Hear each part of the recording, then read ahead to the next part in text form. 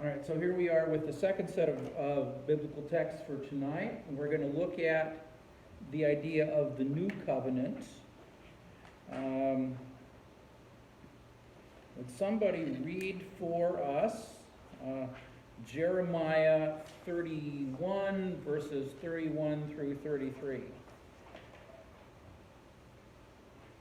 This is on the bottom of the back or second page of the Bible texts.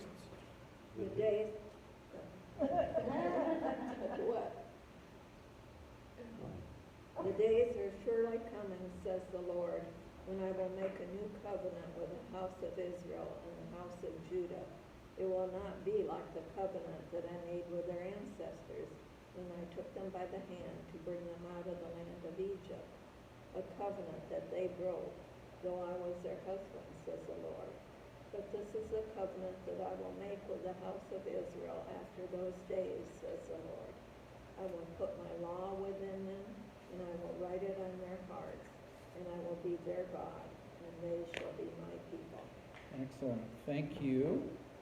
So, Jeremiah is from the time of the exile or the Babylonian captivity, and while the people are being conquered or have been conquered and taken off to Babylon, God is saying, we're going to make a new covenant. There is this old covenant that we had with Moses, and you guys broke that. You guys didn't hold up your end, but we're going to make a new covenant. It's not going to be like the old one. And for example, instead of being written on stone tablets, it's going to be written on your hearts. And then this gets us into the idea of what is a new covenant. Does Jeremiah tell us here what the new covenant is? No, he doesn't tell us. No. But this idea of a new covenant gets picked up in the New Testament. And again, testament is another word that could mean covenant. So the whole second part of the Bible, the whole part of the Bible that makes it a Christian Bible as opposed to a Hebrew Bible, could be called the New Covenant. Here are several of the passages that mention that. At the Last Supper in Luke 22, Jesus says that the cup is the new covenant in his blood. Paul says almost exactly the same thing in 1 Corinthians 11, where he's discussing communion, what we call communion or the Lord's Supper. And Paul here says that the cup is the new covenant in Jesus' blood.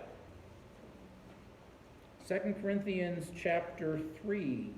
Could somebody read this passage for us? 2 Corinthians chapter 3, 4 through 9. Such is the confidence that we have through Christ Lord God. Not that we are confident of ourselves to claim anything is coming from us. Our confidence is from God, who has made us competent to be ministers of a new covenant, not of letter, but of spirit. For the letter kills, but the spirit gives life. Now, if the ministry of death, children to the letters on stone tablets, came in glory, so that the people of Israel could not gaze at Moses' face because of the glory of his face, the glory now set aside, how much more will the ministry of the Spirit come in glory? So if there is glory in the ministry of condemnation, much more does the ministry of justification abound in glory. So Paul says that the old covenant, the Old Testament, the old promise came on stone tablets. This new covenant is the ministry of the Spirit.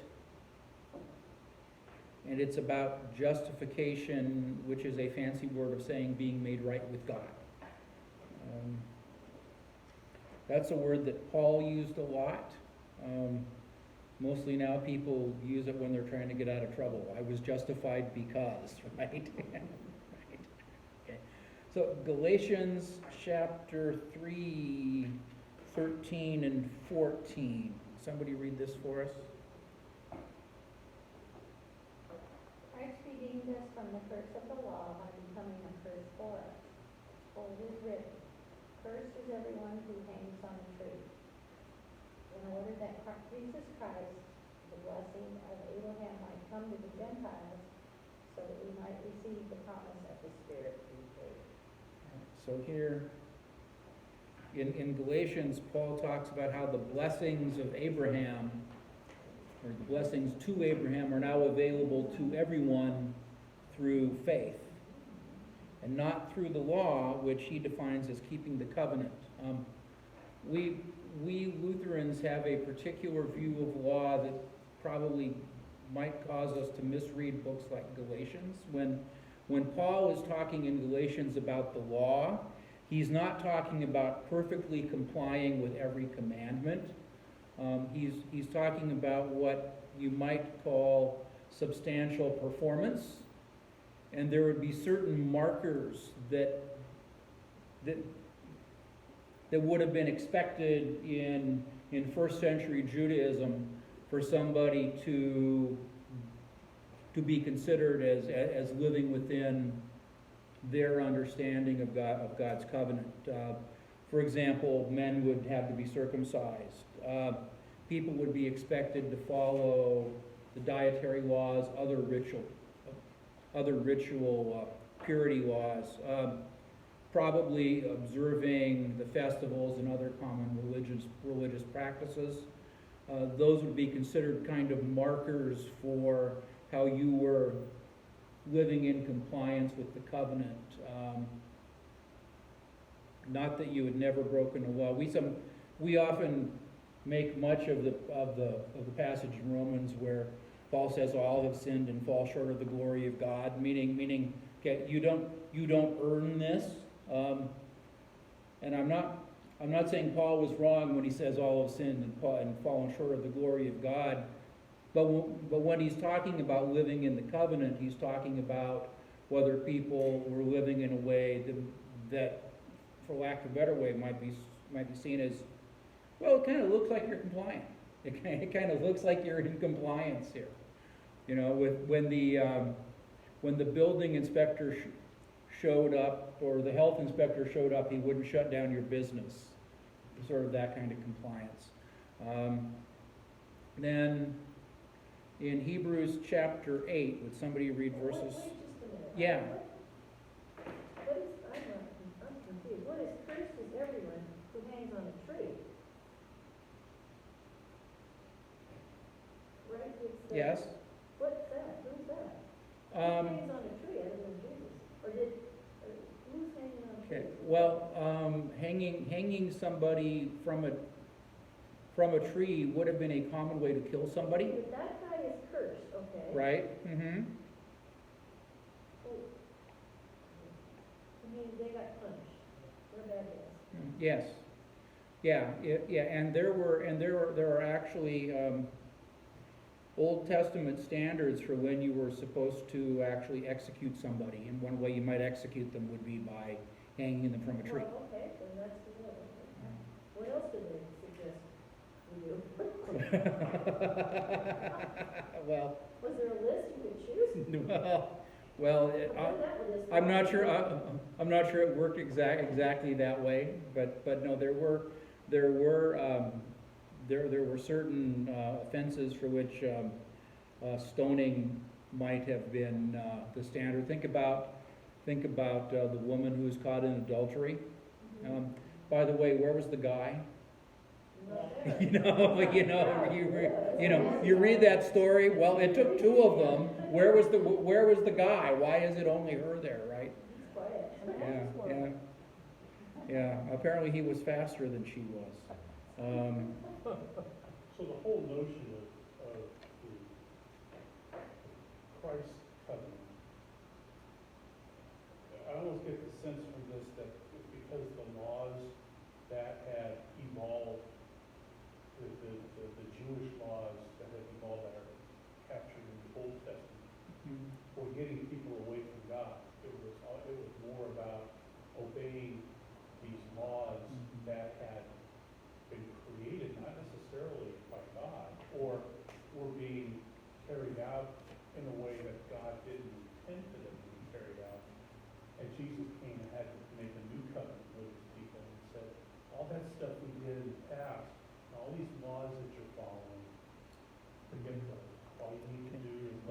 Okay, well, that's gonna be your discussion question. So you're working ahead. You're working ahead. You guys write that down and you're ready. The question really is, what is the new covenant? In Hebrews chapter 8, whoever wrote Hebrews, and it's one of the books we don't have any idea who wrote it, says that, well, Jesus is the mediator of a new and more excellent covenant because the first one failed. The covenant with Moses did not work. It didn't work out. We needed a new covenant. So I'm going to put up a slide with sort of my summary of what was in the covenant with Moses. Some people would disagree with my list. This is my list. There's the Mosaic covenant. One, it's with Israel, meaning Abraham and his descendants. It's not necessarily with people who aren't descended from Abraham, or perhaps descended from Abraham's servants who were also in the covenant group. It required circumcision of the males. It was about the land. It was about a promise of a particular piece of land. Okay, it comes accompanied with or represented by stone tablets. It's about the importance of worshiping Yahweh, no idols. It's about participating in religious festivals, temple worship, making the required sacrifices. It's about making the right offerings at the right time. Ritual purity, or I didn't know that word was hard to say until tonight, but I trip on it every time. Ritual purity, or keeping kosher as we call it today. There's a question as to whether it has something to do with descendants of David being on the throne of Israel. But for all of this stuff that sounds legalistic, it is also true that the Lord continually forgives, and the Lord has renewed that covenant on multiple occasions. So, if that is the Mosaic covenant, what is the new covenant? What is the new covenant? Is it simply Jesus replaces all of that, or is it something else? What does Jesus' blood have to do with it? Jesus says, this cup is the new covenant in my blood. What does Jesus' blood have to do with it? What about the Spirit? What about people's hearts?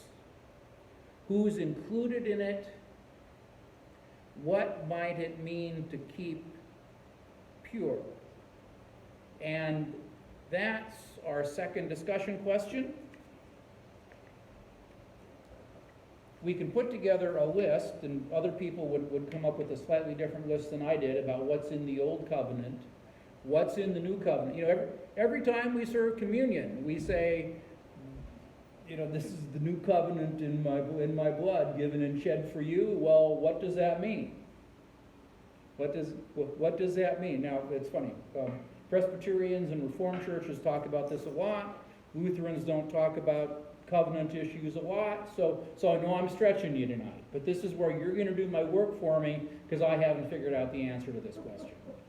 What is exactly this new covenant? You don't have to have a perfect answer, but everybody's going to have ideas, and I want to hear what those are. And then I'm going to write them down and write a book, and then I'll credit you guys. Okay, so we'll be the credit. All right, here we go.